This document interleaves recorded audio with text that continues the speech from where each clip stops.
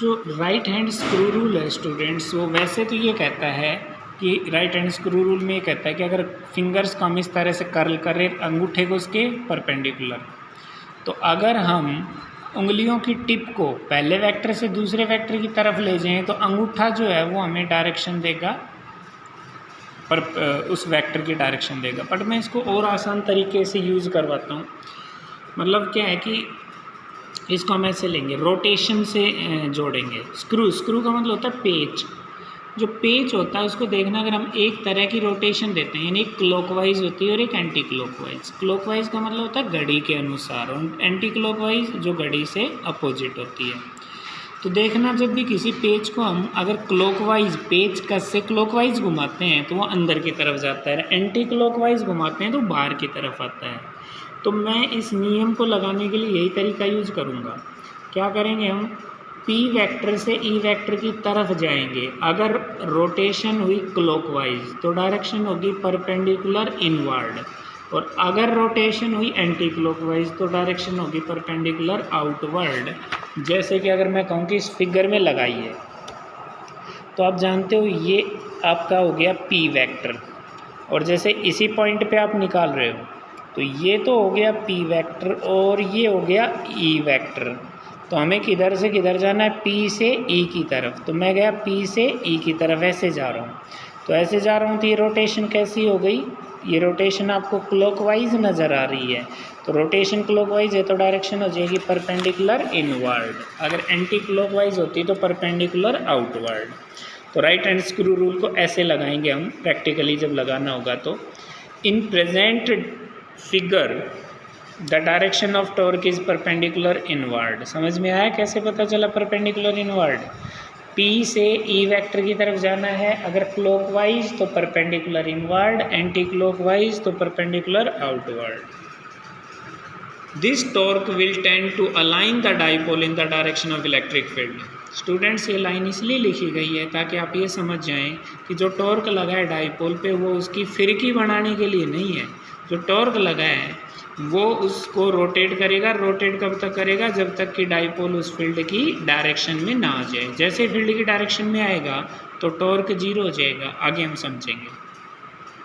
इसके बाद हम देख रहे हैं स्पेशल केसेस। ये सब जो स्पेशल केसेस हैं इनमें एक एक नंबर के इंपॉर्टेंट क्वेश्चंस हैं स्टूडेंट्स। पहला, if P vector is perpendicular to E vector, यानी डाइपोल मोमेंट वेक्टर और फील्ड अगर परपेंडिकुलर हो तो थीटा हो गया 90 डिग्री। अगर मैं वहाँ रखूँगा torque is equal to P E sine 90 की वैल्यू 1 होती है जो उसकी मैक्सिमम वैल्यू है, तो इस केस में जो टॉर्क होगा वो P गुणा E आएगा जो कि टॉर्क की मैक्सिमम वैल्यू है। यानी एक नंबर का सवाल हो सकता है, या तो ये पूछेंगे कि अगर डाइपोल है वो फील्ड के परपेंडिकुलर है तो टॉर्क कितना होगा, P गुणा E होगा, या आपसे पूछ सकते हैं कि किस सिचुएशन में टॉर्क है वो मैक्सिमम होगा। तब आप कह सकते हैं कि जब डाइपोल और फील्ड परपेंडिकुलर हो। Second, if P and E vector are in the same direction, P और E अगर सेम डायरेक्शन में हो यानी कि दोनों वेक्टर पैरेलल हो तो उनके बीच का एंगल जीरो होगा। तब torque is equal to zero होगा, क्योंकि P E साइन जीरो की वैल्यू जीरो होती है। So the dipole will be in equilibrium. देखो, कोई भी बॉडी इक्विलिब्रियम में कब होती है, जब उस पर टोटल फोर्स भी जीरो और टॉर्क भी जीरो। जो हम डाइपोल पढ़ रहे हैं उस पर फोर्स तो हमेशा जीरो आ रहा है, तो टॉर्क इस सिचुएशन में जब थीटा जीरो हुआ तो टॉर्क भी जीरो हो गया। तो इस सिचुएशन में हम कह सकते हैं कि dipole will be in equilibrium. So the dipole, अच्छा, अब इक्विलिब्रियम भी दो तरह के होते हैं, स्टेबल इक्विलिब्रियम और अनस्टेबल इक्विलिब्रियम।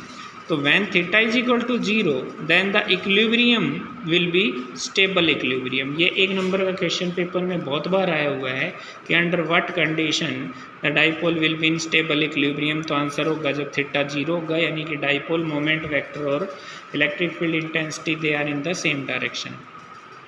तीसरा केस है, if P vector and E vector are in opposite direction और you can say that they are anti parallel, then theta will be equal to 180 degree. अगर P वेक्टर और E vector opposite direction में हो या anti parallel हो तो angle 180 degree होगा और टॉर्क फिर से जीरो हो जाएगा, क्योंकि साइन 180 की वैल्यू भी जीरो होती है। So the dipole will be in equilibrium again, but in this case the dipole will be in unstable equilibrium.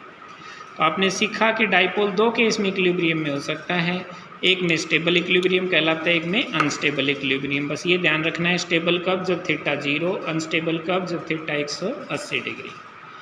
ठीक है स्टूडेंट्स, तो आज के लिए इतना ही। ये बहुत ही ज़्यादा इम्पोर्टेंट टॉपिक है, इसको अच्छे से वीडियो में समझना है, नोटबुक में लिखना है, बार बार प्रैक्टिस करनी है। Have a nice day.